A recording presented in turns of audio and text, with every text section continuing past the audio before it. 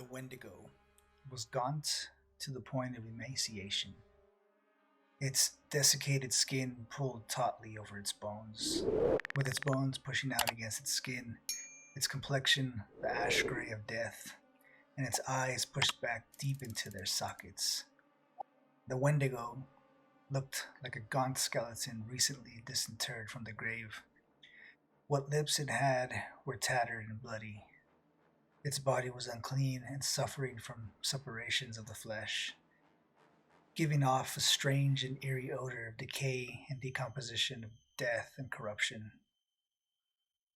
That was a quote from Basil Johnston, Ojibwe teacher and scholar, Ontario, Canada. In the North Woods of Minnesota, the forests of the Great Lake region and the central regions of Canada, is said to live a malevolent being called a Wendigo. This creature may appear as a monster with some characteristics of a human or as a spirit who has possessed a human being and made them become monstrous. It is historically associated with cannibalism, murder, insatiable greed, and the cultural taboos against such behaviors. Known by several names, Wendigo, Witigo, Wetiko, and Wetigo, each of them roughly translate to the evil spirit that devours mankind. This creature has long been known among the Algonquin, Ojibwe, Eastern Cree, Saltu, West Main Swampy Cree, Naskapi, and Inouye people, who have described them as giants, many times larger than human beings, although descriptions can vary somewhat. Common to all these cultures is the view that the Wendigo is a malevolent, cannibalistic, supernatural being that is strongly associated with winter. The North, coldness, famine, starvation. The Algonquin legend describes the creature as a giant with a heart of ice. Sometimes it is thought to be entirely made of ice. Its body is skeletal and deformed, with missing lips and toes. The Ojibwe describe it. It was a large creature as tall as a tree, with a lipless mouth and jagged teeth. Its breath was a strange hiss, its footprints full of blood, and it ate any man, woman, or child who ventured into its territory. And those were the lucky ones. Sometimes the Wendigo chose to possess a person instead, and then the luckless individual became a Wendigo himself, hunting down those he had once loved and feasting upon their flesh. According to the legends, a Wendigo was created whenever a human resorts to cannibalism to survive. In the past, this occurred more often when Indians and settlers found themselves stranded in the bitter snows and ice of the North Woods. Sometimes stranded for days, any survivors might have felt compelled to cannibalize the dead in order to survive. Other versions of the legend cite that humans who displayed extreme greed, gluttony, and excess might also be possessed by a Wendigo.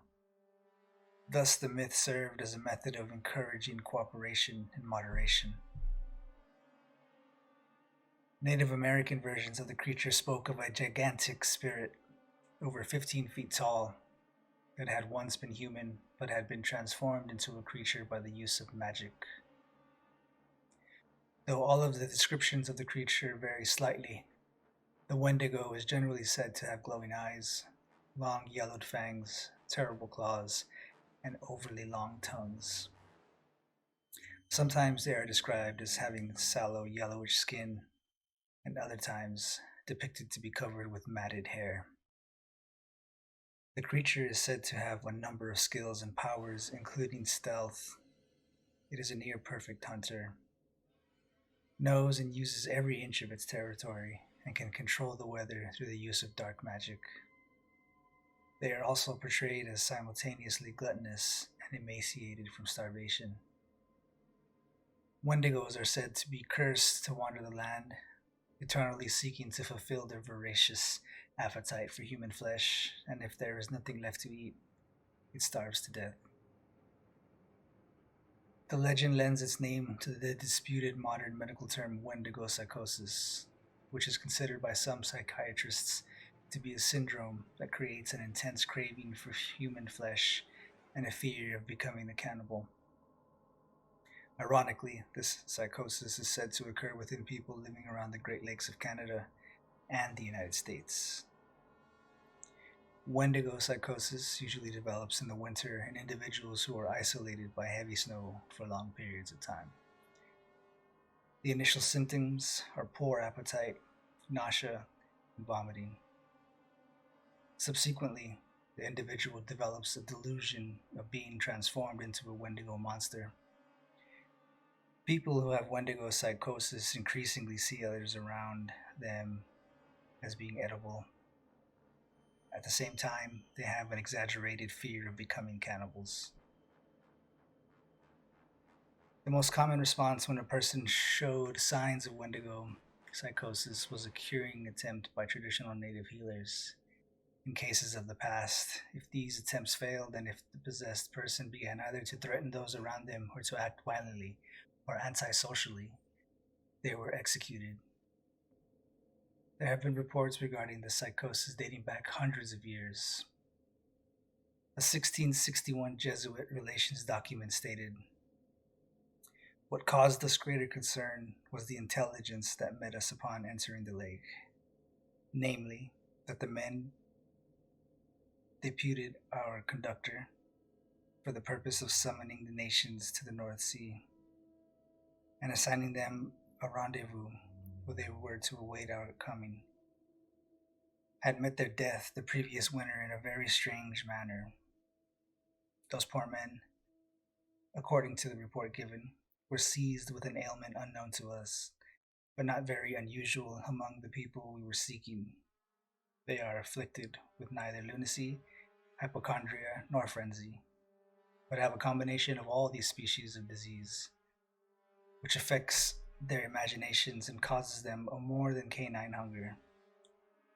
This makes them so ravenous for human flesh that they pounce upon women, children, and even upon men, like veritable werewolves, and devour them voraciously, without being able to appease or glut their appetite, ever seeking fresh prey, and the more greedily, the more they eat. This ailment attacked our deputies, and as death is the sole remedy among those simple people for checking such acts of murder, they were slain in order to stay the course of their madness." Another documented case occurred in 1878 when the Plains Cree trapper from Alberta named Swift Runner suffered one of the worst cases known. Swift Runner was a trader with the Hudson's Bay Company who was married and the father of 6 children. In 1875, he served as a guide for the Northwest Mounted Police. During the winter of 1878 and 79, Swift Runner and his family were starving, along with numerous other Cree families. His eldest son was the first to die of starvation, and at some point, Swift Runner succumbed to Wendigo psychosis. Though emergency food supplies were available at Hudson's Bay Company Post, some 25 miles away, he did not attempt to travel there. Rather, he killed the remaining members of his family and consumed them. He eventually confessed and was executed by authorities at Fort Saskatchewan. A Wendigo allegedly made a number of appearances near a town called Rosesu in northern Minnesota from the late 1800s through the 1920s. Each time that it was reported, an unexpected death followed, and finally, it was seen no more. Another well-known case involving Wendigo psychosis was that of Jack Fiddler, an Oji-Cree chief and medicine man known for his powers at defeating Wendigos. Fiddler claimed to have defeated 14 Wendigos during his lifetime. Some of these creatures were said to have been sent by enemy shamans, and others were members of his own band, who had been taken with the insatiable, incurable desire to eat human flesh. In the latter case, Fiddler was usually asked by family members to kill a very sick loved one before they turned Wendigo.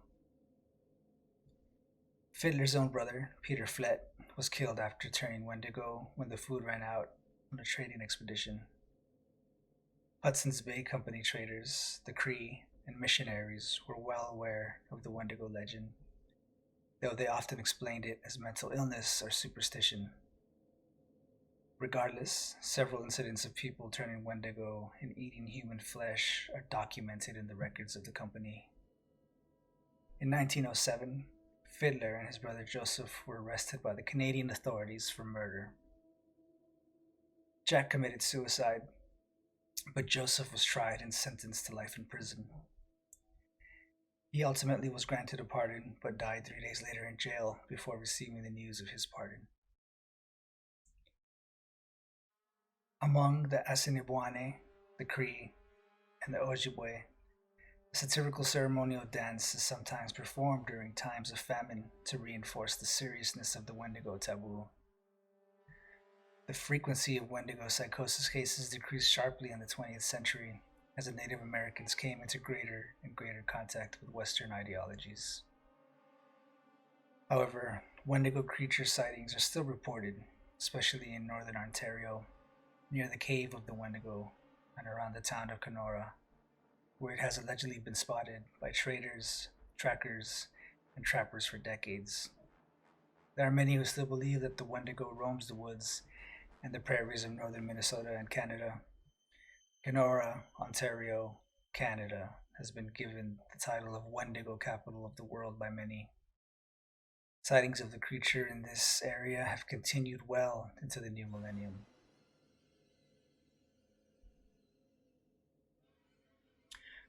Hey, what's going on, everybody? It's your boy Paul. Yeah, man, Wendigo. Guys, let me know what you guys think about that.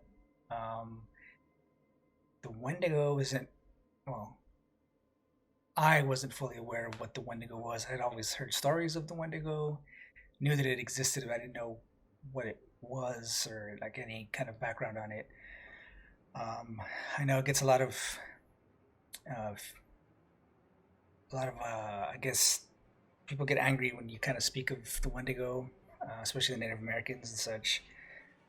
It's a very real thing for them, and they don't like for its name to, be invoked because, I guess that if you recognize it, it gives it energy for it to come out and stuff. So I completely understand that. I was met with a lot of hostility and people telling me that I shouldn't read stories about the Wendigo and kind of bring it out because it could appear to myself or create some kind of harm and stuff like that, which I understand. But I don't look at it as something I'm trying to get into or trying to, I don't know, make fun of or anything like that. It's just kind of one of those things, like I mentioned, it's not too well known outside of like Canada and stuff or like Minnesota. So it's just one of those things to get out there and put out some awareness about it for other people that want to research it or look into it. You can do so at your own discretion, as I am doing. So yeah, it's kind of a crazy story. It's people that have seen them, things like that. From the pictures you can see, it's a giant, right? That Native American woman right there is usually not less than what I'm gonna say, maybe 5 foot, 5.5, something like that, and that's more than double her size. So it's up there. Pretty scary. You can kind of see there's different variations of it as well. Some look like deers, like standing, like walking deers. Others look like humans, like they said, with horns and such. So it's a trip. But let me know what you guys think down in the comments. You can shoot me an email as well. We can talk about it or whatever. If you guys have any experience with it, if you heard stories about it, let me know. I'd love to speak with you about them and see what you've experienced. So yeah, guys, be watching out for new episodes of the Truth Defender podcast as well. I have a couple of guests lined up as well. Everyone's favorite Charlie Robinson will be back on the show. I'll be having Reverend Bill Bean back on as well to discuss the Mandela effect. So that should be a great one as well. And we have other people we're trying to get a hold of as well. Hopefully those kind of pan out. The reason why we kind of are spaced out between shows is that guests. It's always usually the case. Trying to track down guests and sending out that the offer. Maybe they want an invitation for them to come on. So it really just kind of comes down to them. It's a little hard when you're not too well known for people to kind of take a chance. We've been lucky enough to have some great guests on that, um, they were gracious enough to kind of come on with us. Um, so people like Dark Waters and Charlie Robinson and all these other people that we've had on the show that are come out on the bigger shows as well. So we're extremely grateful to them for coming on as well. But yeah, just stay tuned for that. We're getting them on as fast as we can, and we'll be having some more shows for you guys. But yeah, be watching out for those episodes as well. You guys can catch us on Spotify as well, Google Podcasts, Apple Podcasts, iHeartRadio. The shows now, we're going to be on locals.com is another one if you guys follow on locals.com. We have some other sites that we're on as well. We don't really get too much traffic through, but we're still growing, so it's all good. You'll see all the links for the social media down below, Twitter, Instagram as well. Email address is thetruthDefender1776@gmail.com. Send us an email. We'll get some show recommendations, whatever you guys want, and we'll go ahead and address those for you guys. But yeah, guys, thanks a lot for stopping in. I really hope you enjoyed it. Let me know what you guys think about the Wendigo. If you have any stories or anything like that of your own, we can discuss them. And yeah, everybody appreciate it. Thanks a lot. Stay safe out there. Stay blessed. And most of all, stay frosty.